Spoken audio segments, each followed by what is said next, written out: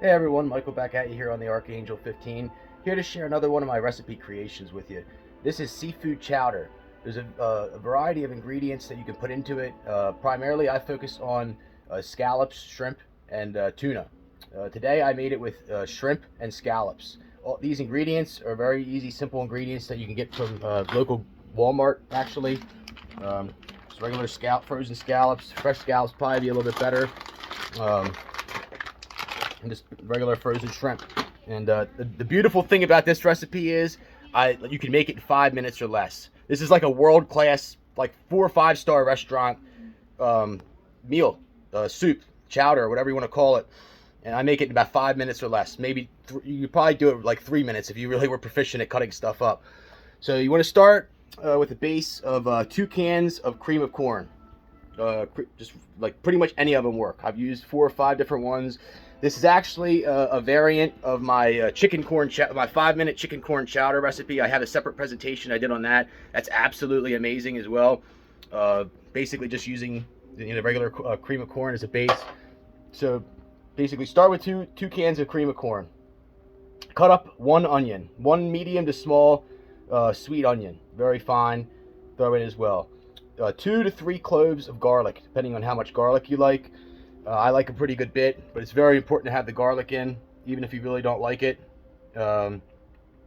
Black pepper, also like the heart of this as well, and about a tablespoon of seafood seasoning.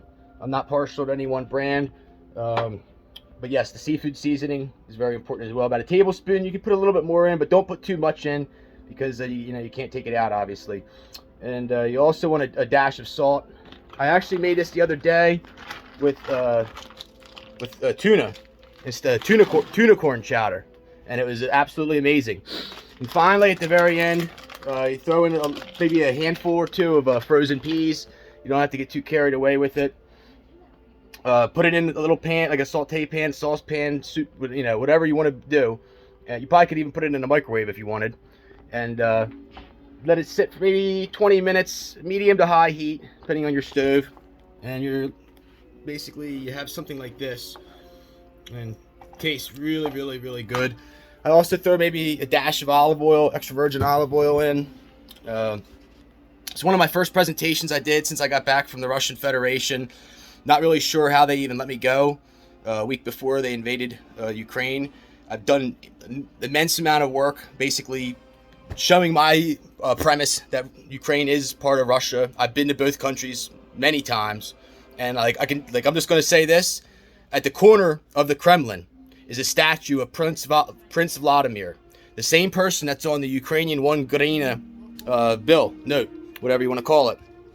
So yes, the history is very, very deep there. You can walk down the streets of Moscow and literally see people from Ukraine that they actually that they have statues of from maybe 100 years ago. They've been there that long.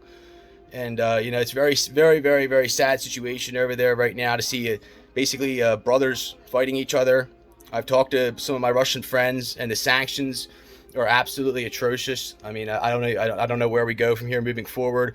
I've discussed many times that I really believe that we're already in nuclear warfare, and maybe they need a boogeyman to bring the truth out.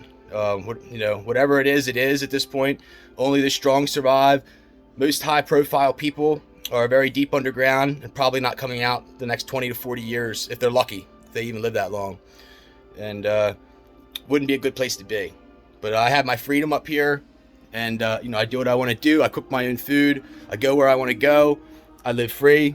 And someday I'd like to get into sailing, maybe. But one day at a time for me anymore in this crazy world. We'll see where it all goes. But again, I hope you enjoy my recipe creations. Feel free to comment, and let me maybe share one of your recipes with me. Thanks, folks. Take care.